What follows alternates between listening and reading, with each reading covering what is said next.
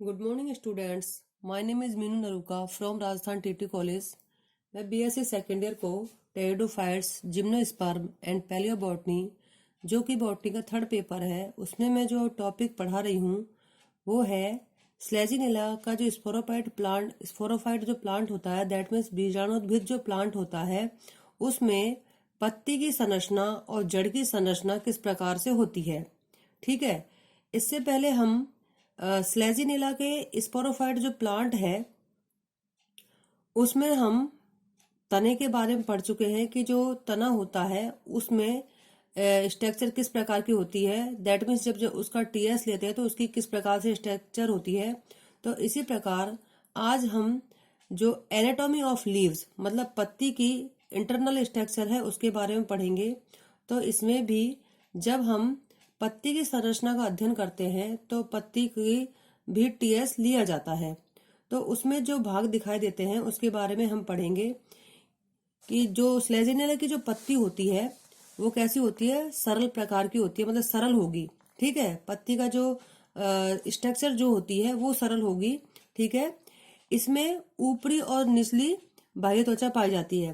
कहने का मीन्स ये है कि जो स्लेजिनेला की पत्ती होती है उसमें एक तो ऊपरी एपिडर्मिस पाई जाती है और एक निचली एपिडर्मिस पाई जाती है। ठीक है, इसके अलावा ये जो एपिडर्मिस होती है ये वन लेयर्ड सेल की बनी होती है। दैट मीन्स ये एक स्तरीय कोशिकाओं की बनी होती है।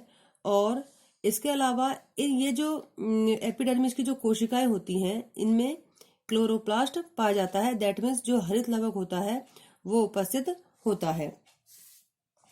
इसके अलावा पत्तियों की ऊपरी तथा निचली सतह दोनों पर ही रंध्र पाए जाते हैं। दैट मीन्स स्टोमेटा इसमें उपस्थित होते हैं। ठीक है, पत्ती की ऊपरी सतह तथा निचली सतह के बीच में जो ऊतक होता है उसे मीजोफिल कहते हैं। ठीक है, मतलब पत्ती की जो ऊपरी एपिडर्मिस और निचली एपिडर्मिस जो होती है उसके जो मध्य भाग में जो टिश्यूज जो पाए जाते हैं उनको क्या कहते हैं, उनको मीजोफिल कहते हैं या पर्ण मध्योतक कहते हैं। ज्यादातर हमने पढ़ा है कि जो पत्तियों का जो पर्ण मध्योतक होता है, दैट मीन्स जो मीजोफिल होता है, वो दो भागों में डिवाइड होता है। एक तो होता है पैलिसेड टिश्यूज, दैट मीन्स खम्भ ऊतक, और spongy tissues, that means spongy tissues. ठीक है, स्पंजी ऊतक जिसे हम कहते हैं।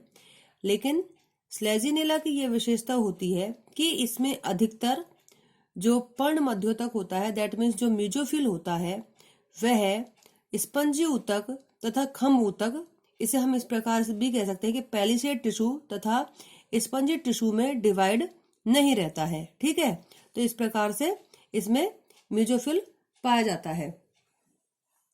इसके अलावा जो पर्ण मध्योतक होता है उसकी जो कोशिकाएं जो होती हैं उनके बीच बीच में अंतराकोशिकीय अवकाश पाए जाते हैं। दैट मीन्स अंतरकोशिकीय अवकाश पाए जाते हैं। दैट मीन्स इंट्रासेलुलर स्पेस इसमें पाए जाते हैं। ठीक है, इनके बीच बीच में पाए जाते हैं।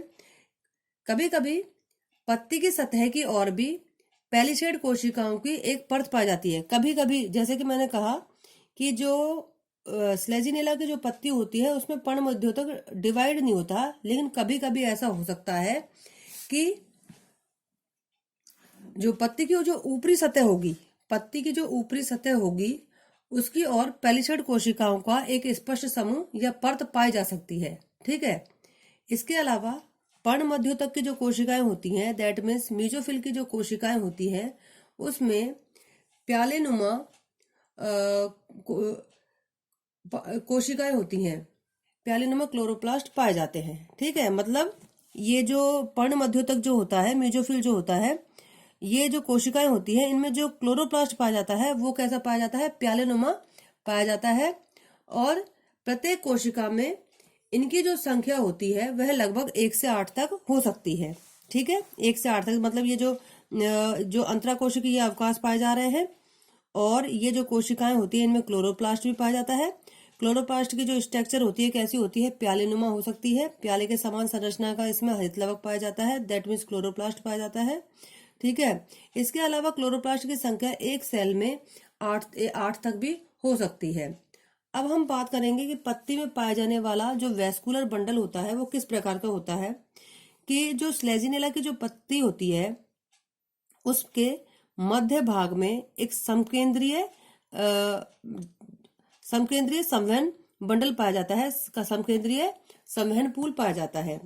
समकेंद्रीय का मतलब ये होता है कि जब जो जाइलम जो होता है वह चारों ओर से फ्लोएम रिंग के द्वारा घिरा रहता है तो उसे समकेंद्रीय संवहन बंडल कहते हैं।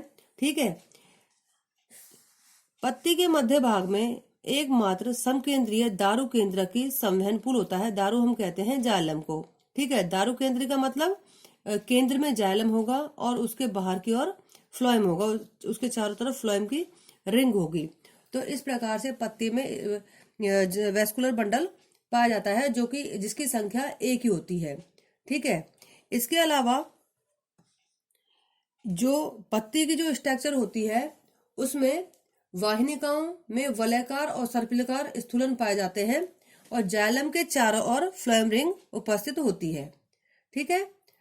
क्योंकि हम जानते हैं कि जो जाइलम पाया जाता है टेरिडोफाइटा में उनमें वाहिकाएं नहीं पाई जाती हैं, दैट मीन्स वेसल्स जो होती है अनुपस्थित होती हैं। ठीक है। तो जो पत्ती की स्ट्रक्चर जो होती है वो इस प्रकार से होती है। अब इस डायग्राम में आप देख सकते हो ये एपिडर्मिस है, ये निचली एपिडर्मिस है। ठीक है। और ये मीजोफिल है। मीजोफिल है, इसमें अंतराकोशिक अवकाश पाए जाते हैं, बड़े बड़े अंतराकोशिक अवकाश पाए जाते हैं। मीजोफिल जो होता है वो खम्भ ऊतक में तथा स्पंजी ऊतक में डिवाइड नहीं दिखाई दे रहा है। ठीक है। इसके अलावा एपिडर्मिस में ऊपरी एपिडर्मिस और निचली एपिडर्मिस है, उसमें रंध्र जिसे कि हम स्टोमेटा कहते हैं वो भी पाए जाते हैं। इसमें एक ही मतलब एकमात्र ओनली वन समकेंद्रीय दारू केंद्र के संवहन पूल पाया जाता है। कहने का मीन्स समकेंद्रीय का मतलब जब जाइलम फ्लोएम से घिरा रहता है तो उसको समकेंद्रीय कहते हैं, कॉन्सेंट्रिक कहते हैं।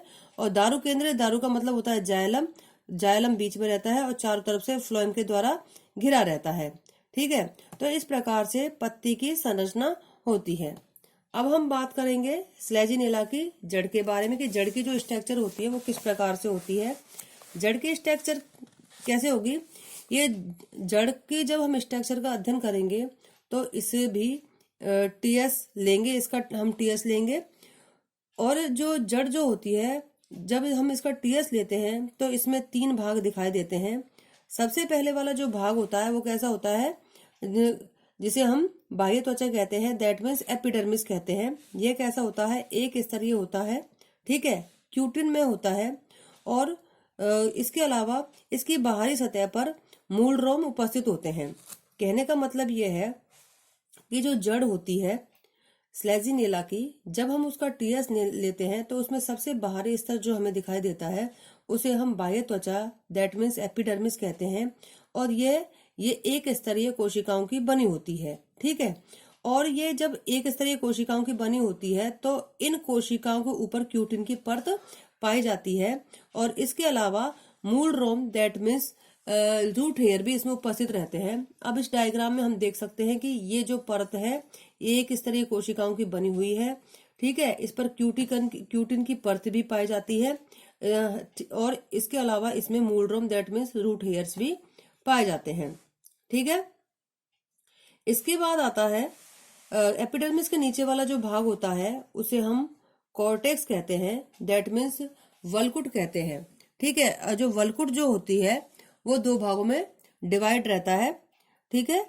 एक तो होता है बाह्य वलकुट या फिर जिसे हम हाइपोडर्मिस भी कहते हैं, दूसरा होता है आंतरिक वलकुट दैट मीन्स इंटरनल कॉर्टेक्स भी कहते हैं। ठीक है। तो इस प्रकार जो स्लेजिनेला की जो जड़ होती है उसमें कॉर्टेक्स भाग जो होता है वो 2 भागों में डिवाइड रहता है। सबसे पहले हम बात करेंगे बाह्य वलकुट की। ठीक है। यह 3-4 स्तरीय दृढ़ता की कोशिकाओं से बना होता है। मतलब यह जो दृढ़ता की कोशिकाएं होती हैं, स्क्लेरन काइमेटस जो सेल होती है उनके 3 से 4 स्तरों से मिलकर बना होता है।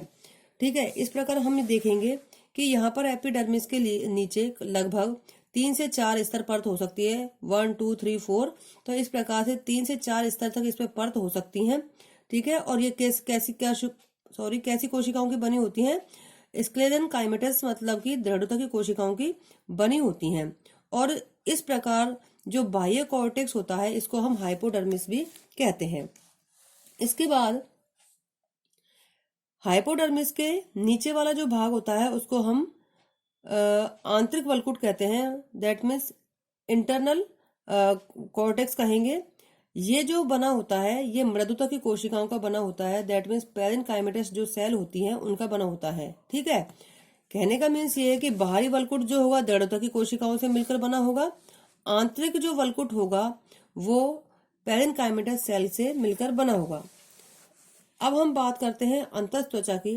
स्लेजिनेला के जड़ों में अंतःत्वचा जो होती है, एंडोडर्मिस जो होती है, वो स्पष्ट रूप से दिखाई नहीं देती है। हम डायग्राम में देखते हैं तो वो स्पष्ट रूप से इसमें एंडोडर्मिस दिखाई नहीं देती है।